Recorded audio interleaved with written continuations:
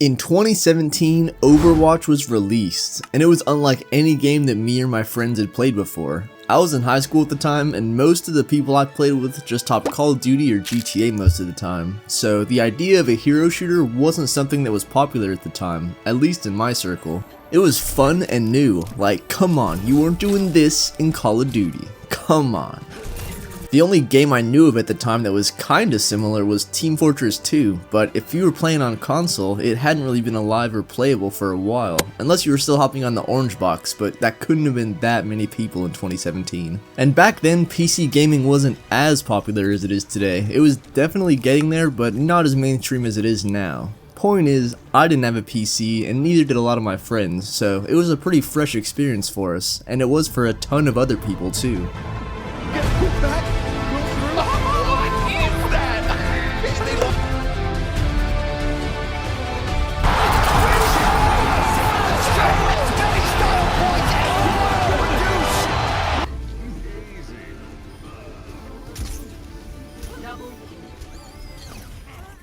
Tons of community activity was happening, animations were being made, new content creators were getting popular off the game, and for a while, everything was great.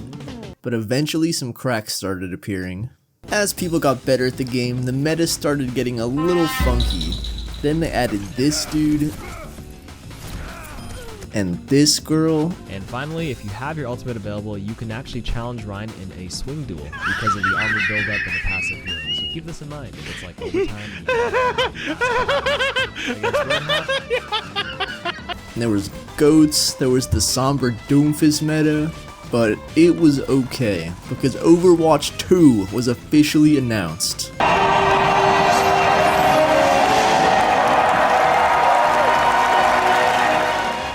Now the problem is, the meta that Overwatch 1 was left to rot with had to be one of the least fun playstyles to play against, and watch. Double shield. There's tons of videos going in depth about this meta, but if you don't know, I'll just say that Orisa used to have a deployable shield, and paired with Sigma's shield, it could just create a cycle of infinite shields, and it was really annoying. They did try to fix the meta with a decent amount of updates, but they never really fixed the core problems, and it kinda just led to the game getting stale for more and more people. God, get me out of this double shield! Oh, we don't have to play this next week, thank fucking God. It's safe to say that as we got closer and closer to the Overwatch 2 playtests, they needed to bring out something big. This is more like Overwatch 0.3 because they're actually removing content. Cutscene. Did y'all only put 3 new characters in the game? I'm still in queue! There's 300 players ahead of me!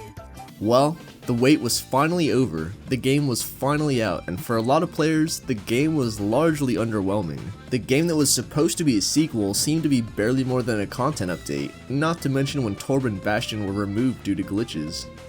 Bruh. 2 capture point was removed too, so there was actually less maps than in Overwatch 1. All this, along with players feeling betrayed by the fact that PvE wasn't included, led to this game's reputation being overwhelmingly negative immediately. The fact it was free to play now meant that Blizzard could now treat it like a free to play game, unfortunately. There were no more loot boxes, getting cosmetics now took forever unless you paid with real money, and even the new heroes were locked behind like half of the battle pass. And yeah, when PvE did get cancelled, it was a huge blow to Overwatch's PR. Players were pissed, people who didn't even play were also pissed, and the news was reaching far outside of Overwatch's usual circles. The patience of the players and all the work that Blizzard had said went into PvE instead of the PvP was now for nothing. This isn't even mentioning how bad Blizzard's PR had already been the last few years, but it's safe to say that people were pissed.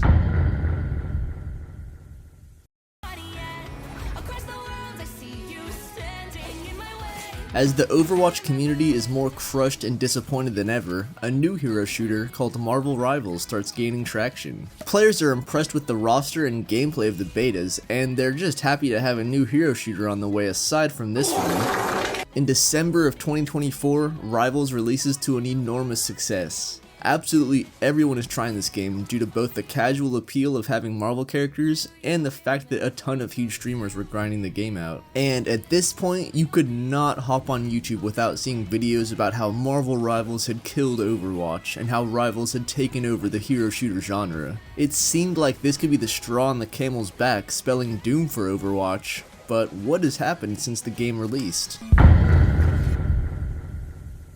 Well, for me, and I think a lot of other people, Marvel Rivals got me back into hero shooters, and I think that got us to give Overwatch another try. I know Steam charts isn't the most accurate thing for Overwatch because most people have it on Battle.net anyways, but you can still see a big increase in the player base after the initial hype for Rivals, and what a good time to get back into Overwatch. Soon after the release of Marvel Rivals' first season, Overwatch really started pumping out the content with their newest season including perks and loot boxes, and this was the first time in a while that I actually started to see positivity towards Overwatch 2, with people even saying that the perks had been the biggest change since the switch to 5v5.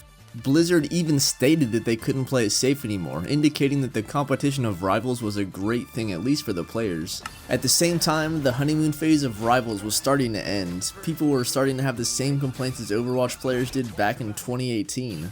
They were starting to get really tired of dive characters, tired of people insta-locking DPS, people are asking for role queue. It all sounds very familiar. And after a few months of grinding the game, I think some of the problems that started off small were really starting to grind on people's nerves. Players were starting to comment that it wasn't the most polished game in the world, especially on PC. A lot of the support ultimates feel very similar and a lot of times just drag out the game. And the currency, shop, and general UI seemed a little more standard for a mobile game instead of a full PC release. Again, these don't really ruin the game, but after a few months people were starting to take more note of them.